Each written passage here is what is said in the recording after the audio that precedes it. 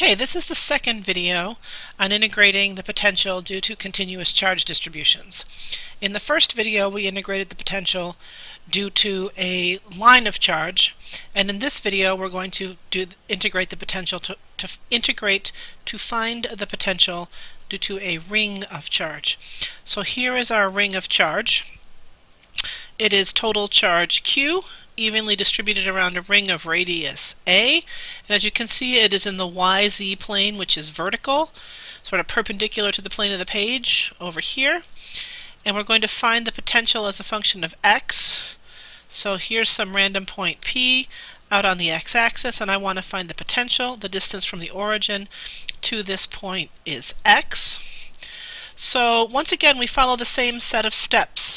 First we divide up into dq point charges.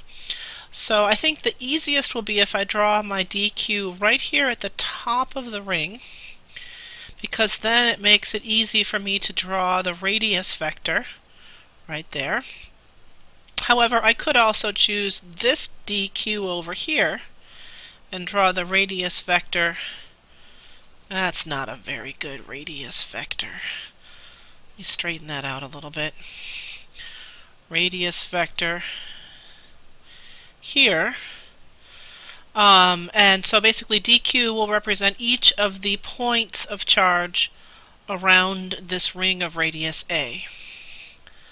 Step 2 in the process is to find the voltage dV due to my single point charge dq, and that is K dq over R.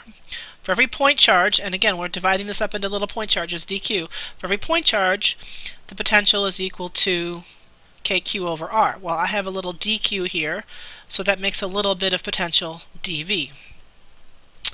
So dq, I'm going to have to write dq in terms of my variable, which changes as I go from slice to slice. So first what I want to do is look at R, this distance R. If you look here, this radius A is one leg of a triangle, distance x is the other leg of a right triangle, for which R is the hypotenuse. So for this piece on the top, R is actually square root of a squared plus x squared. Now what about this piece over here in the front? Well, it's a circle of radius A, so this distance, whoops, stop that. This distance here, A, is the one leg, x is the other leg, and so guess what? R is the same. And in fact, if I choose any point on my ring, doesn't matter where it is, up here, I can see it as one leg of a right triangle is the radius, the other leg of a right triangle is the x, and the hypotenuse is R, and if I look at the hypotenuse for every single one of these points, it makes up kind of a cone, and they're all the same length R. So every single point, dq, is the same distance R, which is a squared plus x squared, square root, from my point P. So that means that dV is K dq over square root of a squared plus x squared. So what changes as I go from piece to piece to piece?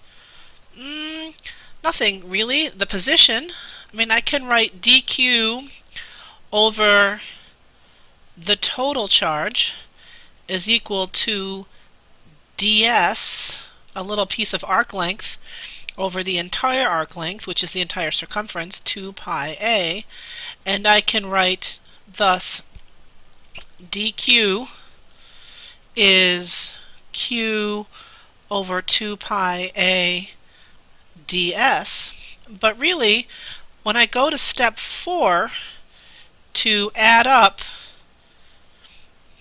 all of the little pieces dV, that's the integral of K dq over square root of a squared plus x squared.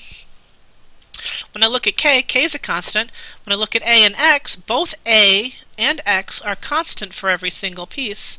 So my integral becomes k over square root of a squared plus x squared times the integral of dq. Well, what is the integral of dq? The integral of dq is the sum of all of the pieces of charge on the ring. And the total charge on the ring is q. So basically what we get, the sum of each little piece of dq all the way around the ring is q. So what's our voltage? Our voltage is k times q over square root of a squared plus x squared. That was easy. We're integrating, but we're not really integrating. Step 5 is to check our answer. Does it make sense? Well, it does make sense if you think about it. If you think about for a point charge, the electric field is kq over r. That's basically what we have. Every single piece of this ring here is the same distance r, square root of a squared plus x squared, away from excuse me, away from the ring, away from point P. Every piece of charge is a squared plus x squared square root away from point P.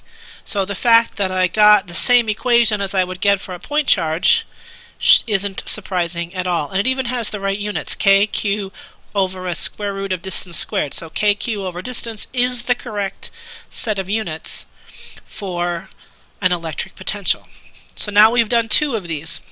Line of charge, which was long and had an integral we had to look up in a book, and a point charge, or sorry, a ring of charge, which actually, surprisingly, is much easier because all of the charge is the same distance from my point P.